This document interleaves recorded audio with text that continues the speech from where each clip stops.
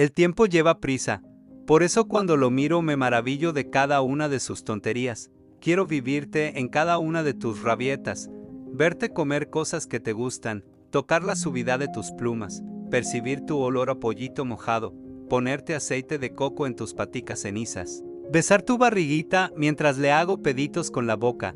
Vive mucho, hasta que Dios quiera. No alcanzo a imaginar cómo sería nuestra despedida. Mientras tanto te seguiré disfrutando.